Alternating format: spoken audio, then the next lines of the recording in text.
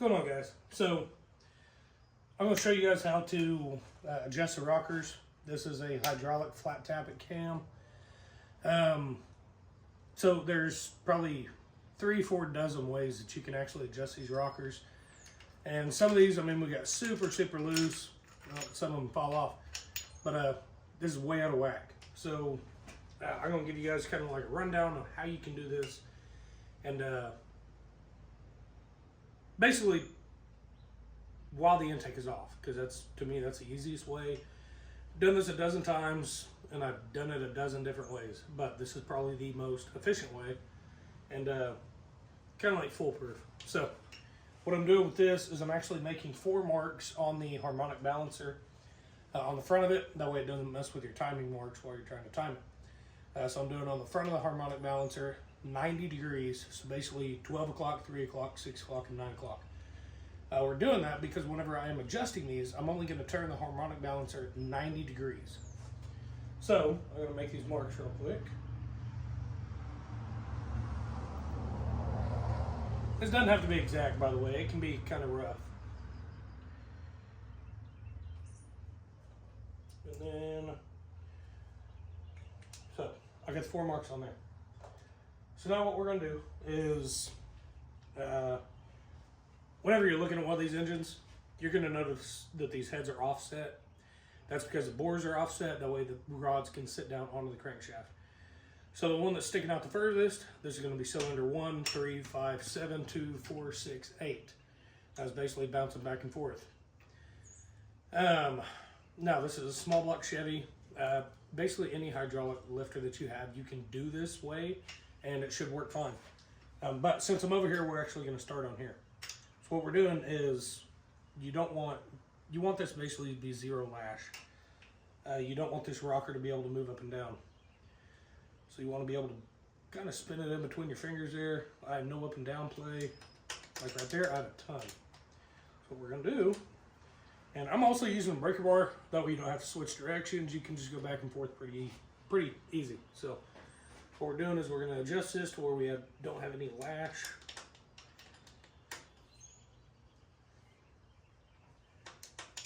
Now you want to check the lash with this off. I mean, it helps because the weight of this on there can actually mess you up. So you want to take it off, make sure that there's no weight on that rocker.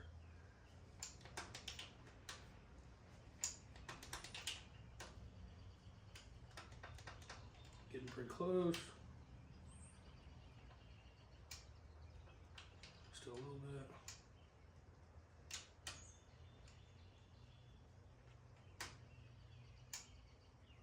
So I got 0 lash right there, and it spins. Just a little bit on this one.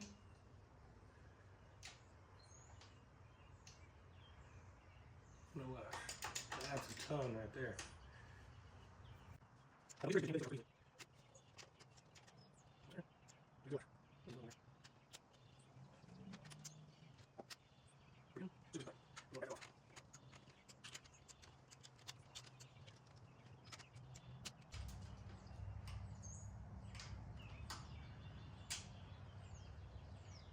Okay, so now all of these are adjusted, and what we're going to do is we're actually going to turn this engine 90 degrees. So, just grab the harmonic.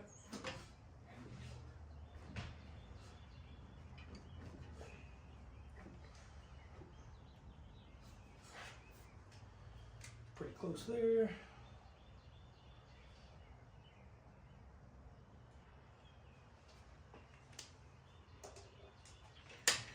Now, as you can see, tight. Now we got a bunch of slack in this one. Got a little bit number 1 exhaust here.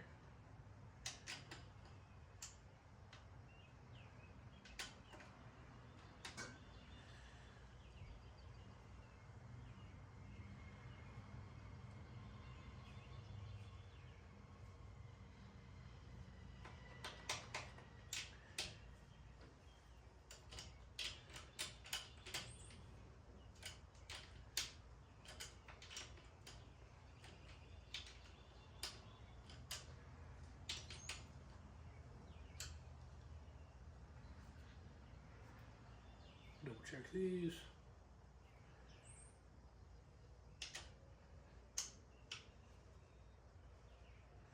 Now, if you can't turn the pusher rods, do not back them off. Basically what you are is you're at the top of the cam. So now that all these are tightened up somewhat, we're going to go ahead and rotate the engine again.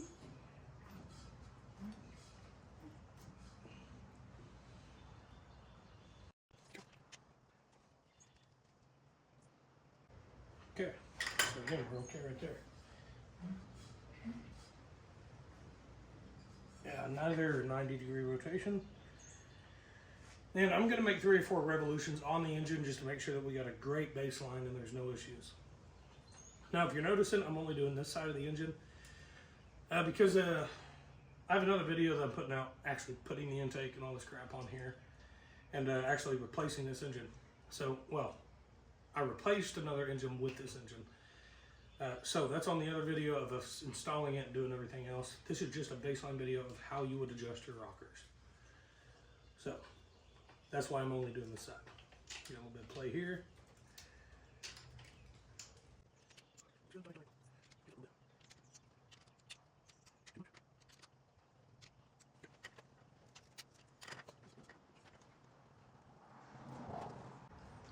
Okay. I'm not done rotating it, but just for your guys' learning here, I guess. Once you get all of these adjusted and you're back where you started, basically, these are barely rolling in between your, I mean, not barely rolling, but you get a little bit of stiffness. You'll be able to tell pretty easily once you do it. And once you do that, what you're going to do is you can start this at 12 o'clock or 3, whichever, but I'm going to go half a turn on each one of these rocker arms. A lot of guys will do 3/4 of a turn, do whatever, but we're only going half a turn. That's just my preference. So what you would do is you would start at 12 o'clock, and I'm not doing it because I'm just holding this here. Start at 12, you go to 6 o'clock. That's half of a turn. Now with being half of a turn, that's actually setting the preload on the lifter itself. And then once you go to half turn, that's it. You do nothing else because you set the preload on it. You have the lash that you need on this engine. And the next thing that you'd do is you'd put the intake on, you'd bolt your valve covers back up, and you'd start the sucker. I mean, after you put the carb and everything else like that, but you get the gist. That is it. I mean, that's as far as you would go on adjusting these valves. Like I said, there's 1,000 different ways you could probably do this. I mean, a lot of guys do them while they're running, and then you get an oily mess all over your exhaust, crap like that. Unless you put cardboard up or whatever, but my preference is probably doing this because you have, I mean, you really can't mess it up. I could probably have my boy Axel come out here and do it too. I mean, he's a year and a half old. It's not that hard. It is pretty intimidating. Whenever I first started doing these, I was like, man, I don't really want to mess anything up. But you're good. You won't mess it up. Just kind of follow this way.